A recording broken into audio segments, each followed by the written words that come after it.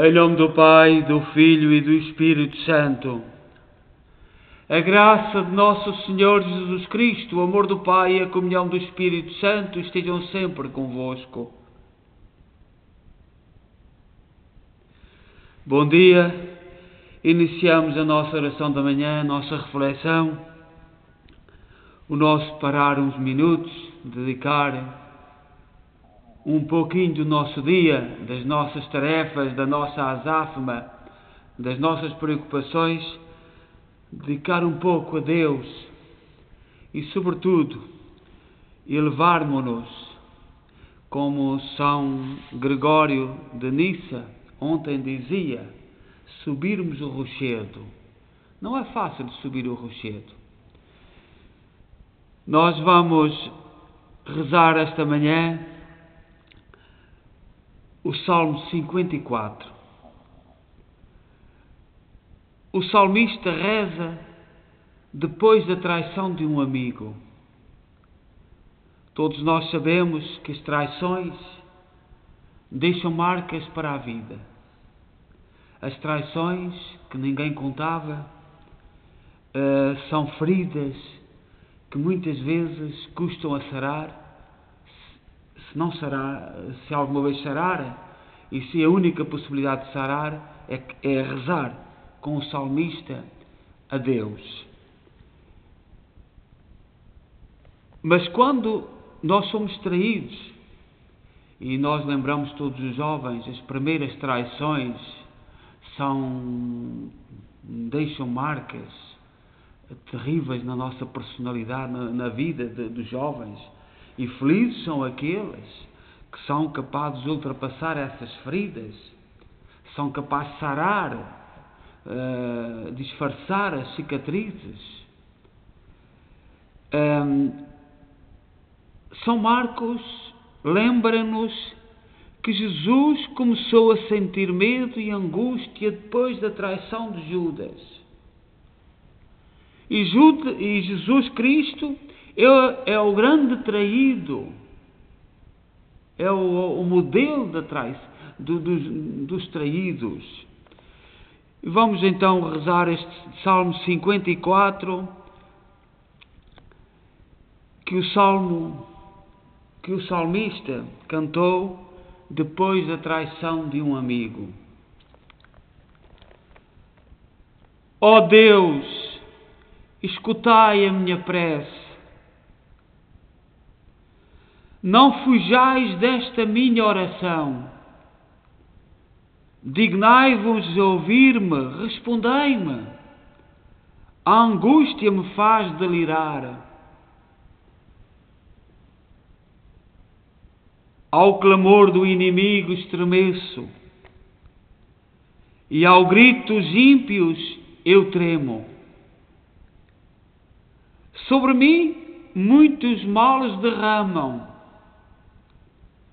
Contra mim furiosos investem. Meu coração dentro de mim se angustia. Os terrores da morte me abatem. O temor e o tremor me penetram. O pavor me envolve e me deprime. É por isso que eu digo na angústia: quem me dera ter asas de pomba e voar para achar um descanso. Fugiria então para longe e me iria esconder no deserto. Glória ao Pai, ao Filho e ao Espírito Santo. Ó meu Deus, escutai a minha prece. Ao clamor do inimigo eu estremeço.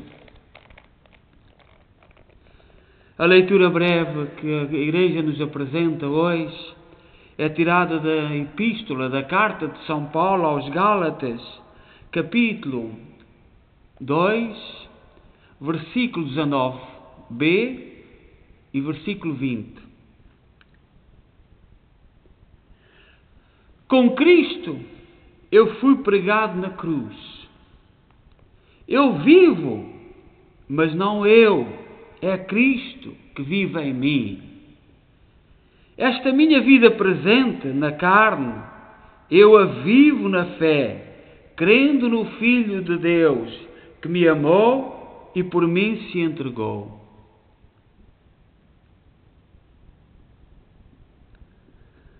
Como a vida seria tão bela se nós nos conseguíssemos desprender e dizer como Paulo: esta vida não é minha. Esta vida é de Cristo. É Cristo que vive em mim. Se sofro, é Cristo que sofre. Se me perseguem, é Cristo que perseguem. Se me abatem, é Cristo que abatem. Como nós seríamos livres interiormente se fôssemos capazes de viver plenamente estas palavras tão belas de São Paulo aos Gálatas. Desprende-te. Quebra as amarras, sejam elas quais forem. Entrega-te a Cristo. Cristo já sofreu como tu sofres.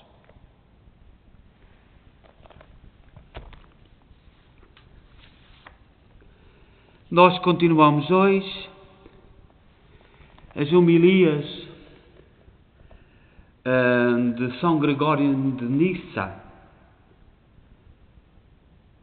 E uma das coisas que eu sinto e que a Igreja, todos os estudiosos, o Papa, todos os bispos sérios, nos dizem que temos que olhar para aquilo que os padres da Igreja, aqueles que sucederam aos apóstolos, que já não viram Jesus Cristo, mas receberam a força dos apóstolos, nos disseram no princípio.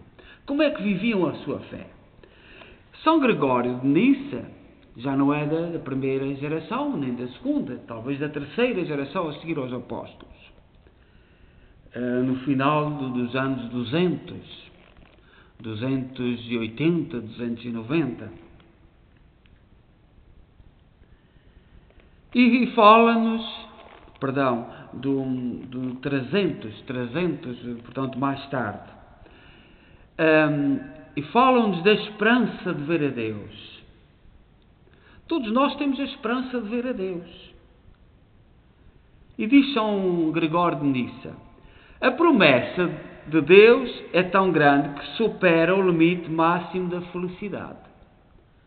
O que poderá alguém desejar a mais acima deste bem, quando possui tudo naquele a quem vê? Com efeito, ver, conforme as Escrituras, significa ter. Por exemplo, diz o salmista: vejas os bens de Jerusalém, é o mesmo que encontres tais bens. E dizendo: seja repelido o ímpio, não veja a glória do Senhor. O profeta quer significar: por não veja que não seja participante.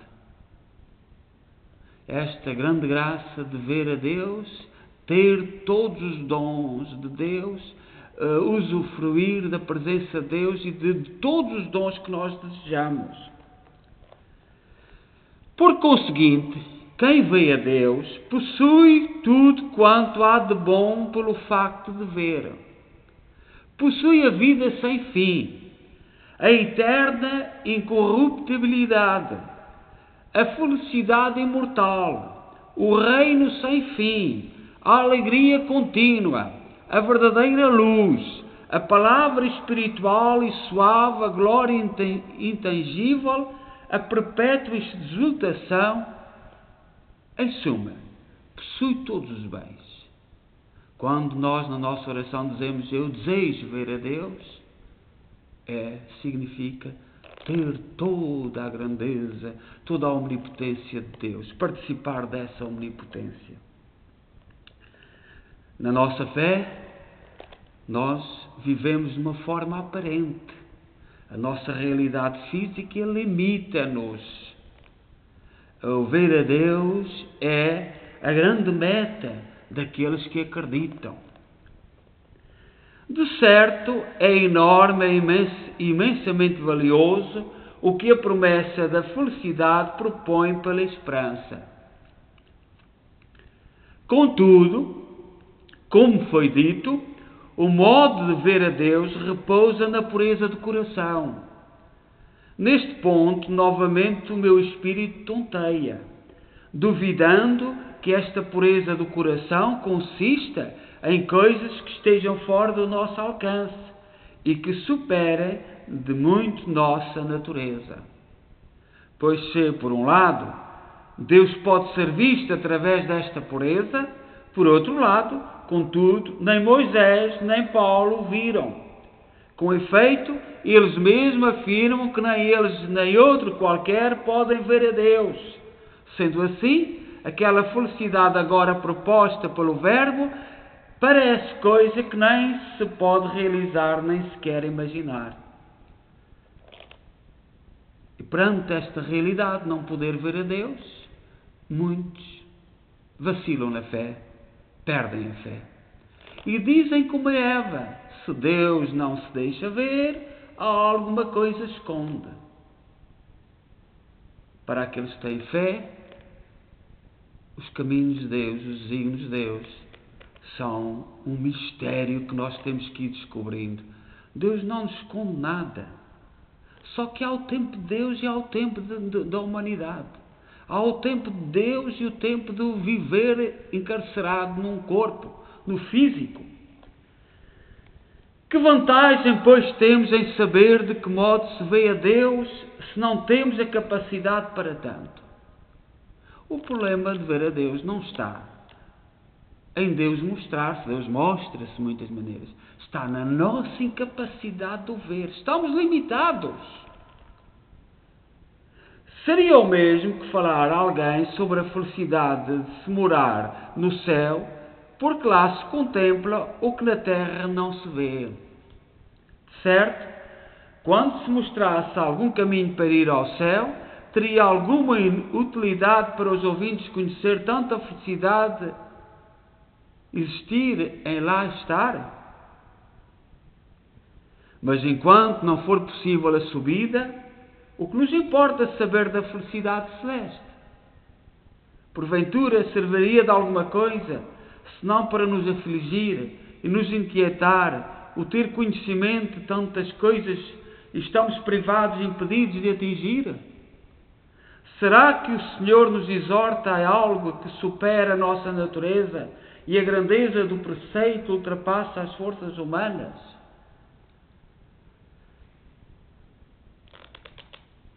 O desejar ver a Deus, o possuir todo aquilo, a grandeza de Deus, é um desejo, mas nós estamos limitados. Estamos limitados pela nossa existência física.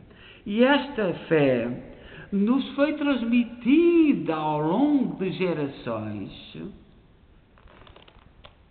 E é essa fé que nós temos que continuar a defender e a dar conhecimento, como São Gregório de Nissa fez. Não é assim, pois, ele não ordena serem pássaros aqueles que não têm asas, nem a viverem dentro de águas os que destinou à vida terrestre. Se, portanto, em tudo mais a lei se ajusta à capacidade dos que a recebem e não obriga a cada coisa acima da natureza, entendamos que também assim tudo será conforme e não há que desesperar daquilo que nos é mostrado como felicidade. As aves não podem viver debaixo d'água. Os peixes não podem viver fora d'água. Também nós, fisicamente, não podemos viver na dimensão de Deus. Deus criou tudo com sabedoria. Um dia vamos entender, mas agora só de forma aparente. E pela testemunho e vivência dos santos, dos grandes, daqueles que souberam optar e souberam ver estas realidades. De facto, nem João, nem Paulo, nem Moisés, nem outros como eles ficaram privados desta sublime beatitude, oriunda da visão de Deus. De facto, nem dela está privado aquele que disse: está guardada para mim a coroa da justiça, que me dará o justo juiz. Nem aquele que reclinou a cabeça no peito de Jesus, nem igualmente aquele que ouviu a voz divina: eu te conheci mais do que a todos. A João Evangelista, que reclinou o peito, a cabeça, porque era um jovem, sobre o peito de Jesus, não foi revelada esta dimensão de Deus. Teve que esperar, tem o seu tempo. Por conseguinte, se não há dúvida de que são felizes aqueles que afirmaram estar a contemplação de Deus acima das nossas forças, e se a felicidade consiste na visão de Deus, e se a Deus vê quem tem o coração puro, então é claro que a pureza do coração, que torna o homem feliz, não está entre as coisas que nos são impossíveis. A tua felicidade está naquilo que te é possível. Não podes antecipar. A tua condição física agora é para viver desta maneira e preparar-te para a grande glória, para o grande tiro, para a omnipotência de Deus. De facto, os que pretendem basear-se em Paulo para declarar que a visão de Deus está acima das nossas forças, têm contra si a palavra do Senhor, que promete acesso à visão de Deus pela pureza do coração. Tu só conseguirás viver estas realidades com a pureza de coração. Como Jesus diz, o reino de Deus é dos pequeninos.